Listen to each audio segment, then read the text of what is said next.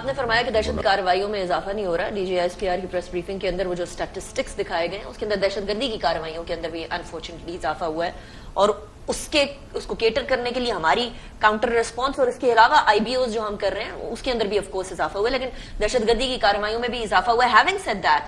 اب کے پی کے ایک ایسا صوبہ ہے جو کہ بہت برے طریقے سے امپیکٹ ہوتا ہے دہشت گردی سے. یہاں کے عوام ہے وہ بھی امن سے رہنا چاہتے ہیں, وہ بھی سکون سے رہنا چاہتے ہیں, دہشت گردوں کے ڈر کے بغیر رہنا چاہتے ہیں. لیکن اس ٹائم پر سہیل آفریدی صاحب نئے سی ایم نامزد ہوئے ہیں ابھی پی ٹی آئی کی طرف سے, obviously الیکٹ نہیں ہوئے, لیکن انفارمیشن منسٹر عطا تارا صاحب نے ابھی وہ الیکٹ نہیں ہوئے سی ایم کے طور پر, لیکن ایک سٹیٹمنٹ دی ہے جس سے لگتا ہے کہ جیسے وہ سہیل آفریدی صاحب کو طالبان اپولوجسٹ کے طور پر کنفرم سمجھتے ہیں. اگر واقعی میں سی ایم کے پی کے نامزد پی ٹی آئی کی طرف سے ایک دہشت گردوں کے اپولوجسٹ ہیں تو پھر تو بڑا مشکل ہو جائے گا رانا صاحب کام کرنا. پھر how do you see things moving forward? نہیں, میرا نہیں خیال کہ مشکل ہوگا. اور خیبر پختونخوا کی جو صوبائی حکومت ہے, بھلے کوئی بھی ہو, وہ سہیل آفریدی صاحب ہوں یا علی امین گنڈا پور صاحب ہوں,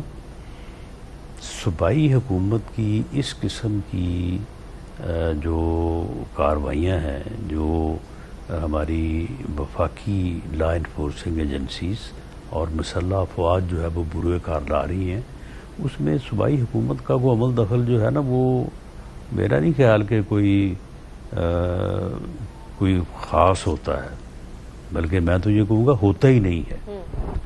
تو اس لیے نہ تو وہ دہشت گردوں کی کوئی حمایت اگر کرنی بھی چاہیں تو کر سکتے ہیں, اور نہ وہ ان کارروائیوں میں کوئی جو ہے وہ رکاوٹ ہو سکتے ہیں.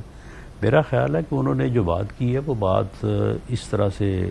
کل چلی ہے کہ غالباً سلمان اکرم صاحب جو پی ٹی آئی کے سیکرٹری جنرل ہیں, انہوں نے یہ وجہ بیان کرتے ہوئے کہ علی امین گنڈا پور کو کیوں ہٹایا گیا, تو انہوں نے یہ فرمایا تھا کہ جی وہ وفاق کی پالیسیوں کو روکنے میں جو ہے نا وہ کوئی مؤثر کردار ادا نہیں کر سکے. یعنی